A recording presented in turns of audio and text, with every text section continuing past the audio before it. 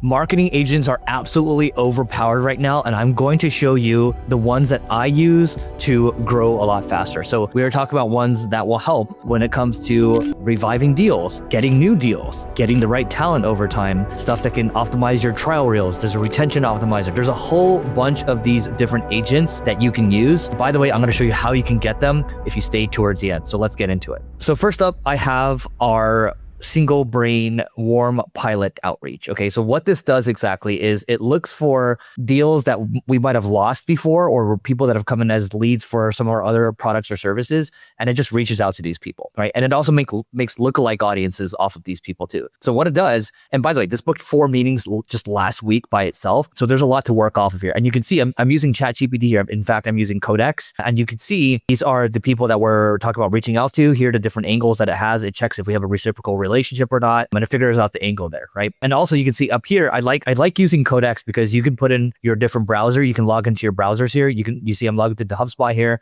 I've logged into email here, so I can give it control of what I wanted to get control of, and then I can exit out of those afterwards too. And so if you look at this overall, you can see what it's doing. So like, here's what it's doing, and it's also recommending actions too. Like here's what's happening: 5:30 a.m., 6:30 a.m., source close lost, no call, discovery, carrot, reciprocal, Gmail calendar, and lookalike candidate. So what these two really just mean over here is a no call discovery means somebody that we haven't talked to before that actually requested a discovery call, but we never just connected with them. People that close lost. And so deals that we've lost before, maybe deals that we've pitched for the different products and services that we have. Carrot is just one of our products. And then reciprocal, Gmail calendar, and then lookalike candidates. So lookalike candidates might pull from ICP fit, so ideal client profile fit customers, and then it'll find lookalikes off of that, right? And then I can just help iterate off of it. And at 6:30 a.m., it says produce one 25-row packet with role, size, warmth, workflow, fit, safety, email, and copy, right? And so then I can choose to approve or disapprove. Now, I like this because I don't want the agent to just YOLO and kind of do whatever it wants. To me, an agent is still very much, you tell it what to do and it does the thinking in the middle, and then you have a human in the loop to review, right? That to me is kind of the go-between right now, where I don't think it's completely safe to just let it do its own thing, because there can be reputational damage there, right? And so as much as people like to say there's this panacea right now with agents, not quite right now, but that to me is what an agent is. It's not just like an automation that you're running, right? Like a Zapier or any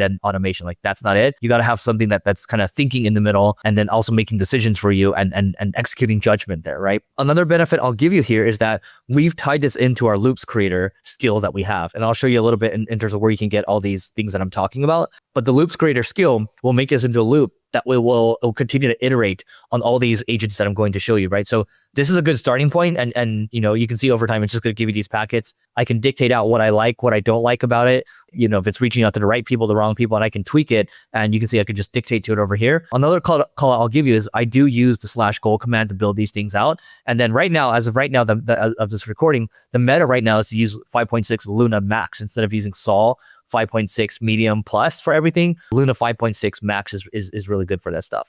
So that's what I would say about the first one. And that is already a really good starting point if you're thinking about not just recovering revenue, but growing your revenues. Now, the next one is a GEO, AEO workflow that you can use. So the way I think about this is when you are creating content, I create a lot of content around my podcast, my YouTube channel. Internally, I'm having a lot of conversations with the team, whether it's internal meetings or whether it's customer conversations or helping with sales calls. Those are all conversations that I'm having. And in there's a lot of spikes. There's a lot of philosophies.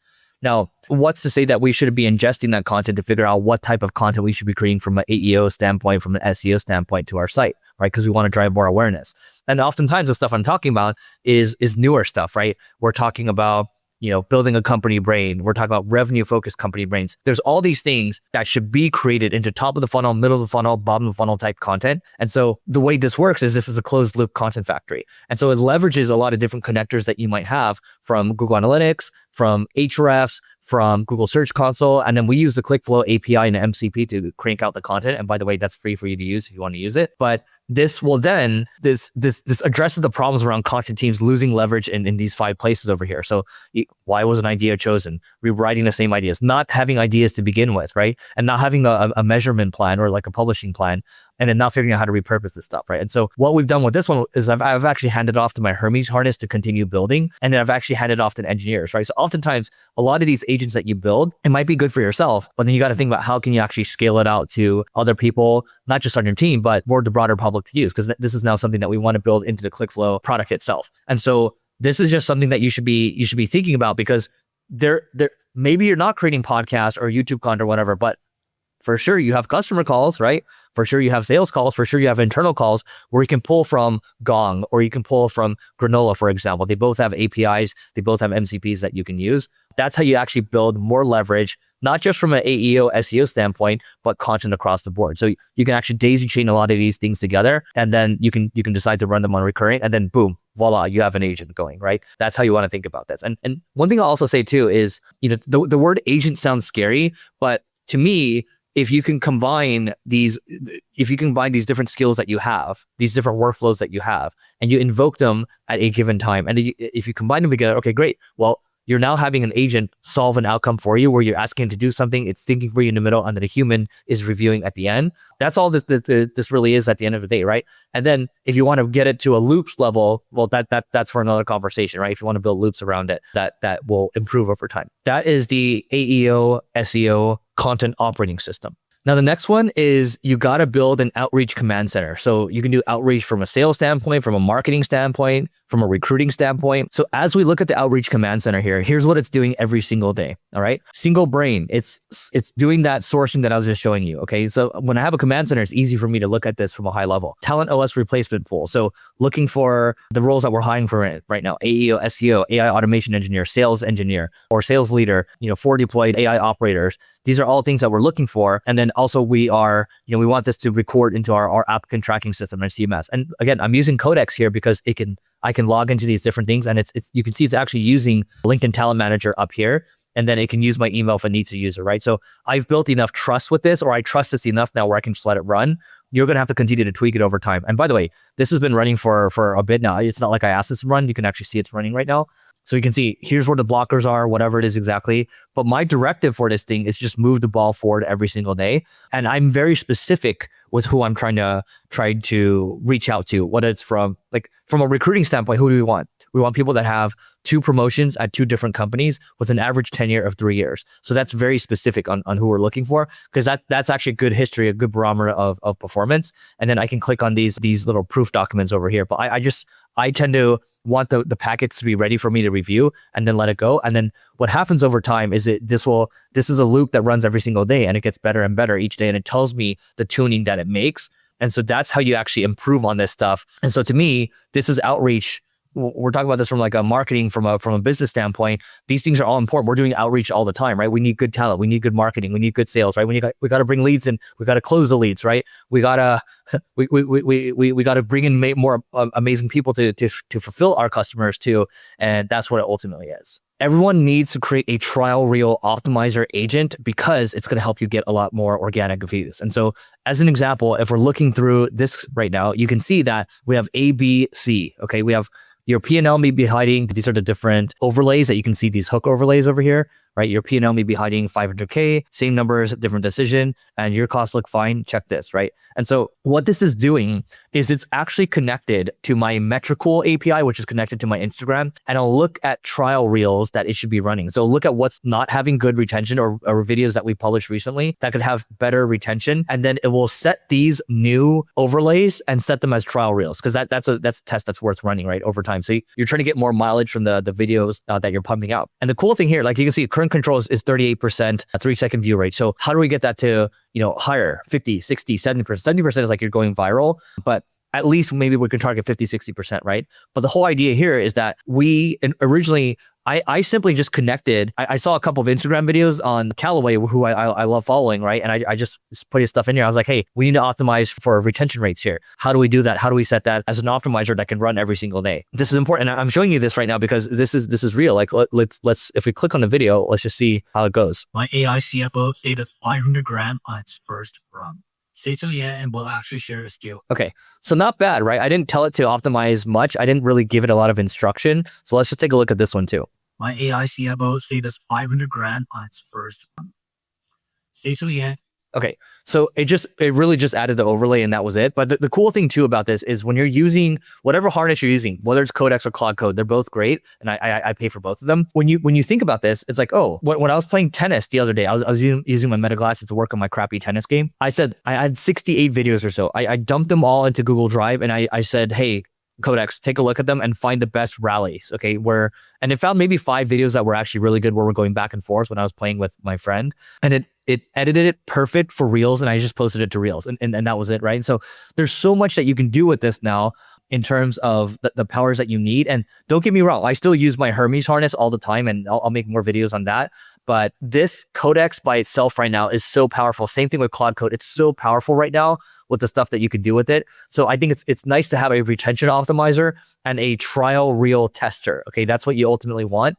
And then ultimately you're going to drive a lot more views. And so I've been paying more attention to this now because this is a game that I feel like I haven't exactly cracked, and I want to crack the game, and I want to get my team to focus their attention on this. So a trial reel optimizer, it's good stuff. Now, the next one you want is a thumbnail agent. Okay, so this thumbnail agent, check this out. So I just put in a video here. Give me 3 more videos based on this video. And I think this is a video that I made already. And so, by the way, this is me wanting to optimize the videos we had. And when you work off of this one, you can actually create a side agent off of this one. Okay, so let me give you a sense of how this works. So it worked for 14 minutes and the packaging was low quality. So I asked it to continue to try again. So it gave me these. And actually, these were the ones that I said were, these look pretty AI bad quality overall. And I said, these are not good, like try harder, right? And so I said, these look a bit too AI and they don't quite make sense, okay? And so it pumps these out over here, which in my opinion are still a little bit too AI. And I said, but now it's not quite aligning with the brand and the leveling up channel. So keep in mind, it's these skills and these agents that you put together, you're gonna have to continue to refine them over time, which is why I like the concept of loop engineering. And so now this looks better. This looks more on brand ultimately. And we're gonna see they're perfect? No. They're not perfect, right? But you got to iterate on these things over time. And then from there, you can decide, okay, can I say use the loops creator skill and then make this into a daily routine that you're running where you're optimizing the videos? Absolutely, you can do that. And then what you can do is you can log into your YouTube studio here. You can just open like a tab here, and then you can just log in and do what you need to do. And then just have ChatGPT working there, right? Or Codex working there. So to me, these are all high leverage things that used to cost a lot, that like, if you wanted someone to optimize or run trial reels for every single reel, not practical. If you wanted someone to optimize every single one of your videos each time, if it starts to tank, not practical. But now it's practical, right? You just need to have someone on it. And what I would encourage you to do to all these things that I'm showing you right now, you got to make sure that once you get it 50, 60% there, if you have the benefit of having a team around you or you have resources around you, hand it off to those people and see if they can take it, right? And just see how far they can go with it. Because if they're ultimately responsible for driving views higher, then they should be paying attention to this. Now, by the way, if you're enjoying this right now, all the things I'm talking about, if you want to make these agents, you got to go to the Skills Dojo. Okay, so skillsdojo.com. That's where a lot of my skills are. And then you can take those skills and you can refine them, and then you can make them into recurring routines, and you can combine some of these skills together. And then you actually have an agent that's working for you. You can use our loops creator skill in there to make loops, and then they can improve, they can tune every single day. And that's what you ultimately want. Check it out, skillsdojo.com. Okay, so this next one that I like calling out is this Mr. Sue's sponsorships queue. Okay, the reason I like this one is because you can see over here, it's basically made a little CRM for me. Okay, and then also it just every single day, it's like, hey, because I get about 20 to 30 inquiries a week on sponsorships. I don't want anybody on my team dealing with it. I don't want to deal with it. So someone on my team doesn't have to deal with it, right? In fact, I can just give them this. And so you can see all the sponsorships coming in, and then basically it will draft emails to send to all these people, draft replies, and it'll get better over time too, right? And so what happens is they'll say, oh, if we review this draft over here, okay, the standard, hi there, the standard sponsorship placement with Mr. Sue is $25,000 for 1x LinkedIn or YouTube community post, including 30 days of platform native paid application on the selected platform only. It does not include editing, sub-licensing, cross-platform, perpetual usage, exclusivity, or custom production rights. Guess what? All this stuff over here, I never added that. Through the loops creator skill that we have, it added that. Again, this is working already, but imagine if you hand this to someone on your team, maybe it's an assistant, maybe they can just deal with this over time, right? And I don't even know what this 10 minutes expected, but maybe this is like negotiation back and forth, but maybe this is like, money saved and time saved or whatever it is exactly. All these things that were just not practical before, they're practical now. And when you think about something like this, okay, we're talking about revenue generation from AI. Okay, well, what if I can get one of these per month? Or like one of these per month would be 300 grand a year. one every 2 months would be 150 grand a year. That would cover a lot of my costs on the content side. That's how I'm thinking about this as a business owner. But then you have the command center for outreach. Like just today, I spoke to some amazing people that came from the outreach system that we have. Okay. And I told you, we booked 4 meetings from the single brain thing that I showed you earlier. Okay. We're running all these tests right now, from optimizing thumbnails, from optimizing trial reels, like retention, 3-second retention rates and things like that. These are all things that lead to more awareness, to more leads, to more customers that we have to fulfill. And that's the virtuous cycle that we're playing here. But the key thing I would say to you is you got to make sure once you get this to a certain level that you're handing this off to people on your team. In fact, the reason why I'm making this video too is for people, so I can send this video to some people on my team and say, hey, are you ready to take this on? Can you take this on, right? And then this is why you also need to hire people who are very AI forward too, that can take on this stuff, right? And the name of the game here is that you keep iterating, you keep tweaking here. And by the way, let's say you hand it off to someone, maybe when you see this becomes a bottleneck again, maybe in 6 months you come back to it, you help them iterate on it a little more, and then you go back to something else. So I hope you enjoyed this video. Let me know what you think, and we'll catch you in the next one.